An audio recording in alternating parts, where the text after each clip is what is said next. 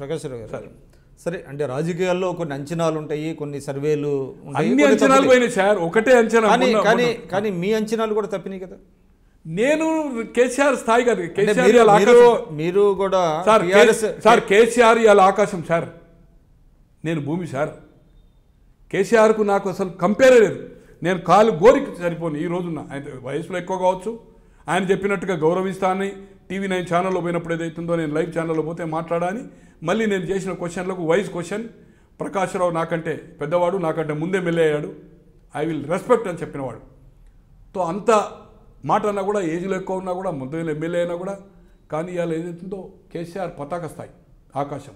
నేను భూమి లోపట, భూమి కూడా కాదు. అతని సర్వేలకు నాది I'm a very small person.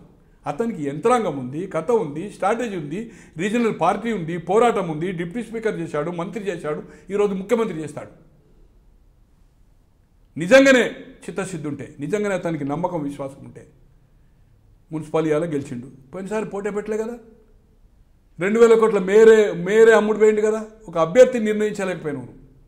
అభ్యర్థిని అమ్ముడు పోయిండు. డమ్మీ క్యాండిడేట్ 30,000 ఓట్లు వచ్చినాయి. 2,90,000 మన ఎంఐఎం క్యాండిడేట్కి వస్తే 320 తీగలకు ఇచ్చినాడు. అప్పుడు టోటల్ మేయర్కి ఎలక్షన్ 170,000 నాగేందర్కి వచ్చాయి. నువ్వేంది ఒకటే వార్డు గెలిచావు, ఓన్లీ 1 వార్డు. 100 వార్డులకు ఏదైతుందో 11 వార్డు. పద్మారావు గారు మెంబర్ అప్పుడు, ఇంకో అతను పద్మారావు కాంగ్రెస్ అప్పుడే అక్కడ ఈ యూనివర్సిటీ దగ్గర ఎవరు గెలిచారు, పద్మారావు కార్పొరేటర్ కాదు. ఒకటి మన ఈయన గెలిచాడు, మన నరేంద్ర గెలిచి తర్వాత మెర్జ్ అయ్యాడు. దీంట్లో 11కు పోటీ పెట్టలే. 2010లో నువ్వు పోటీ పెట్టలే, మొన్న గెలిచినావు. అంతే యంత్రాంగం. ఏమి ఇచ్చారు ఇవాళ బహిరంగంగా చెప్పమన్నాడు, గుండె మీద చేసుకొని. ఒక కార్పొరేటర్ 1 కోటి ఖర్చా అండి? ఎక్కడ పోతుంది ఈ రాజకీయాలు? 1 కోటి పార్టీ ఇచ్చారండి, వాళ్ళు 1 కోటిన్నర 50 లక్షలు పెట్టుకున్నాడు.